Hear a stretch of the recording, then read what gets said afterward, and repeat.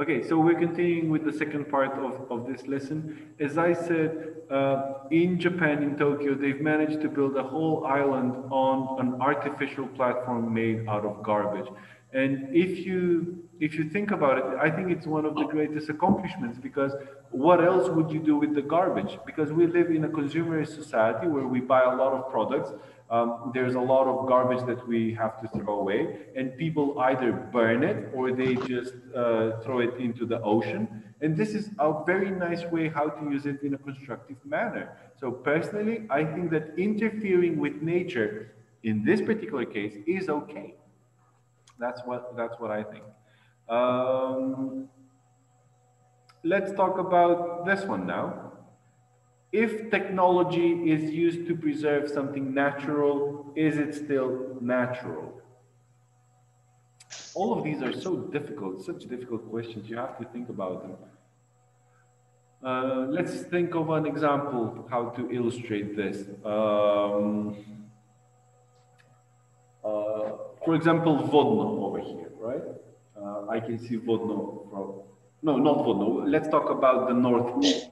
The North Pole is melting, right? Because of global warming. Now, imagine if people were able to build like a barrier, like a protection, like an umbrella, which is going to protect the North Pole from the UV rays, from bad sunlight. Is it going to be natural? Hence, don't just start speaking hence. Frostina, what do you think? Well, it isn't gonna be natural, but I think the good thing is that they keep like the nature, like the North Pole safe, not melt. But I think it's not good for the other, like the other places in the. Adele, what's your opinion? Never mind. Okay, all of these questions are something that you should think about on your own. I mean, I'm just trying to help you come up with some interesting ideas, but it is something that you should do on your own as well. So this is just an initial discussion that should be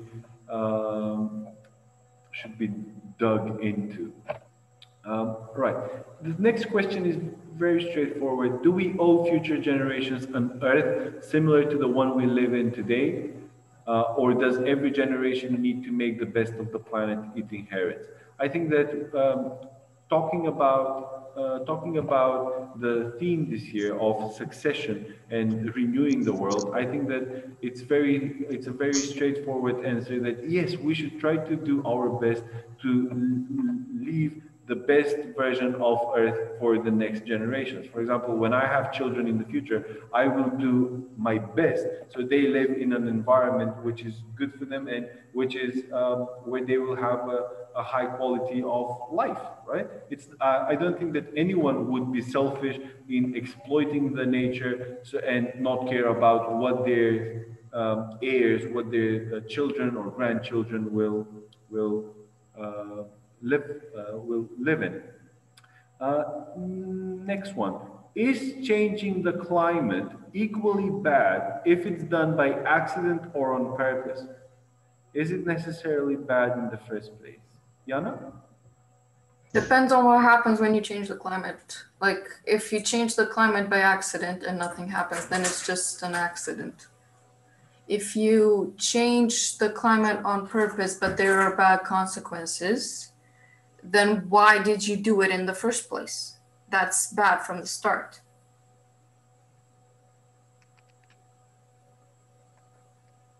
Budan, what do you think? Teacher, the question was, can you repeat again the question? This is the question over here. Is changing the climate equally bad if it's done by accident or on purpose? Is it necessarily bad in the first place? For example, there's a thing going on in Ohrid now. I don't know if you know this, but Ohrid is a city protected by UNESCO. But now we're going to be on their list for endangered cities because of how much harm we have done to the lake shore. There are a lot of restaurants and illegal buildings over there that owners refuse to put down. So that's something that's on purpose in a way. But if someone didn't know what they were doing but caused harm nonetheless, is it as bad? I think Teacher, it's not like we didn't know what is going on in Oak Ridge. Like that's been going on for like 3 years now. It's not like people didn't say anything about it, but then other people just kept doing what they were doing before.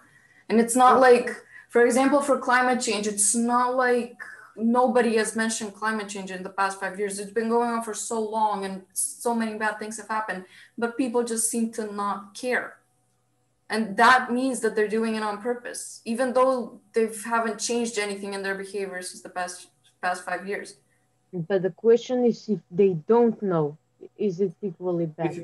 For example, I'll take you guys, students, as an example. If they suddenly come up with a gadget like a deodorant which sprays colors, I don't know, and every teenager has it because it's so cool to have it, but you don't know that the gas that it produces damages the ozone layer. Is it that bad? Yana, what do you think about this? I mean, I mean, it's bad because you're harming you're harming the environment, but you don't know. But I think that there is always a way for you to know what the consequences of your actions are. Like if you buy the deodorant and then there's the list of ingredients inside it, you're gonna find the gases. If you do research what harms the ozone layer and you see the gas that harms the ozone layer on the ingredients of the thing that you've bought, don't use it. I mean, there's always a way for you to find out what's going to happen after you do something. I mean, I guess that if you don't know, like if we take it that you don't know, it is harmful, but I don't know what you can do about it. It's not as bad as doing it on purpose. Maya, can you explain that, please? Well, in my opinion, this what you said, is it as bad? Is it bad? It is bad, but it's not as bad as doing it on purpose. When you do it on purpose, it's worse because you know what you're doing and you do it on purpose. You're doing it intentionally, right? It's not as bad. It's bad, but it's not as bad. Even in the legal system, for example, if you kill someone with the intention, you get prison for life, for example. But if you do it without actually trying to do it, if something bad happens, for example, imagine that I'm just playing with a knife in the classroom and it falls and it bounces at someone, right? It's called manslaughter. It's not a murder because I didn't have the intention to. That was a terrible, terrible example, but you get the point, right?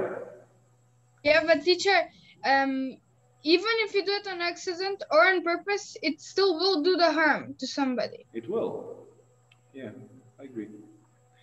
Next question. We have to wrap up in 5 minutes, so let's hurry a bit. If we discover a planet just like the Earth, but with no people on it, would it be all right to colonize it? Would it be all right to pack our bags and just go there? No. No way. No. No. We have lived on the Earth for like several million years since the very beginning. Like everything that we know originates from here. Why should we just leave the Earth? Because Marco, the situation. Have a rebuttal, please. Okay, Yana. We have the technology. population, Maybe we don't maybe. have the technology now, but we will find the technology to get to another planet. If we get to another planet and there's already creatures there, intelligent creatures that know how to talk and be reasonable, and they say, we don't want you on our planet, we're going to pack our bags and go back home. But if there's nobody... Even if there is no intelligent life there, even if there are some parasites or fungi, do we have the right to interfere with that planet's history? Because maybe those parasites will evolve into some kind of an alien form. I'm just going to leave that to the rocket scientists. Because I don't have the experience they or should the think knowledge about to that. It was their idea. It was their idea. Do you know that actually Elon Musk is trying to come up with the technology for us to colonize Mars? He thinks that maybe in the near future, in the foreseeable future, that we will be able to live there. I mean, let's be real. Like Elon Teacher, Musk even tries if we to go to invent the Mars, we'll technology about still like. ruin the planet like we did to Earth. Yeah, but teacher, let's be honest. Like Elon Musk, he has invented like everything. Like I don't know, he has a lot of inventions. So Right. We already have like a robot in Mars that is already. We do have a So, probe. like, Yes, there is a probe like he digging up. has that idea for he's like NASA are they're sending robots there on Mars, like they're exploring and yeah. Right. Let me listen. We don't have much time, and I have another lesson at 3. So I'll just read the questions, give you some directions, because next time, as I said, we'll go through the articles. There are teams who have already covered all the articles. So maybe if they're willing to help me. Are you listening? Are you waiting for me and Lara and David seriously? Yes. I mean, sure.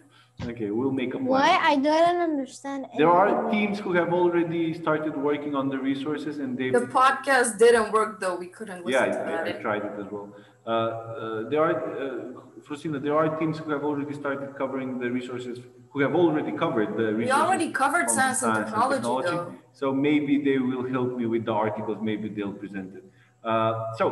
The questions are, if we discover a planet that is not Earth-like, but we can use technology to terraform it so that we can live there, would it be all right to do so? I don't know if you watched Justice League, but this is what Zod is trying to do.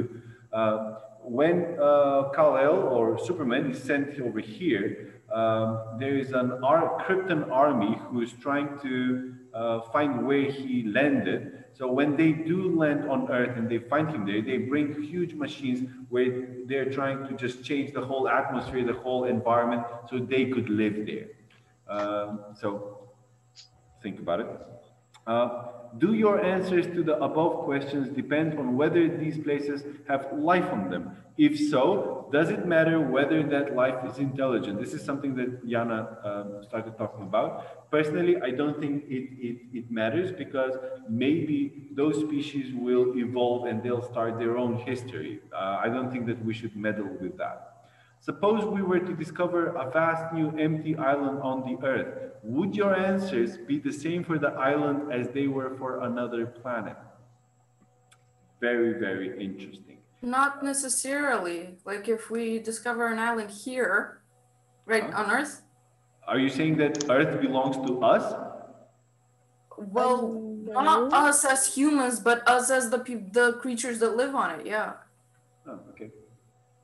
Okay, but we're not the only creatures living on it. Yeah. Teacher, Earth belongs to everybody. Earth belongs to everything that lives Yeah, but on it. if you say that Earth belongs to everyone, wouldn't you say that space belongs to everyone? So we can do whatever we want to any planet? But teacher, in space, there. Why would we? Victor? Teacher, Why do space you doesn't change belong the to things that we anyone. have said? Let Victor answer. Victor?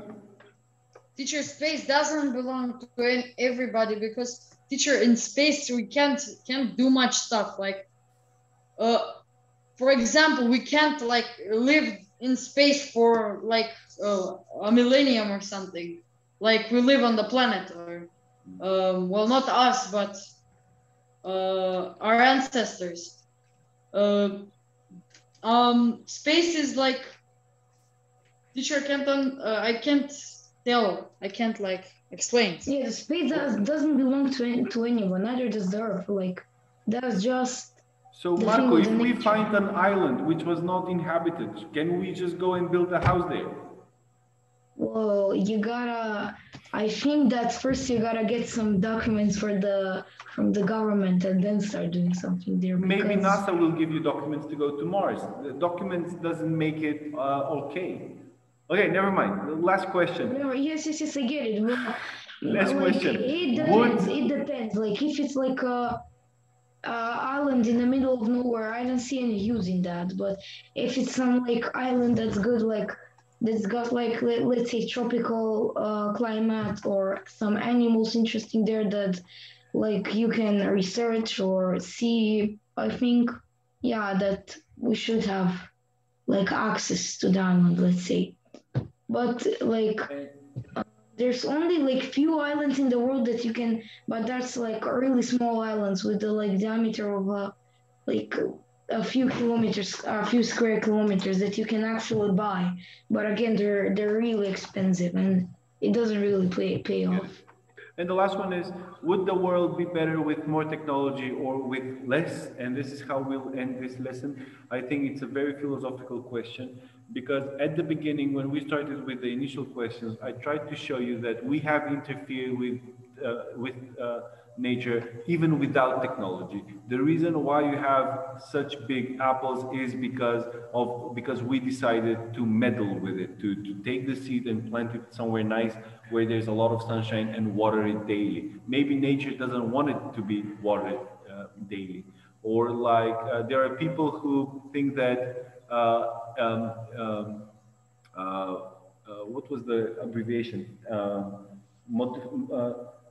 Genetically modified organisms, GMOs, right? Everyone says, oh, I don't like GMO apples, I don't like GMO fruit. Everything is GMO. Everything is GMO, but there's a more natural way to do it. Because when you take the apple, the seed, from one place to another, you modify it genetically. It becomes bigger. Just because you provided it with a lot of sunshine and more water, it is genetically modified. So everything we do is genetically modified. Otherwise, Even if you nature don't would change be in a its raw environment, it's gonna change. It won't change that way. It won't change that much. The Right. nature So, will change it, but not human. good talk. Nice discussion. 1 hour. I think that it was very fruitful. I hope that it will keep you thinking about these issues, and that it will be easier for you to connect next lesson when we start doing the articles. So. Have a nice weekend, guys. Thank you for joining the lesson, and I'll see you next week. All right? Goodbye. Bye. Bye. Bye, teacher. Have a nice weekend.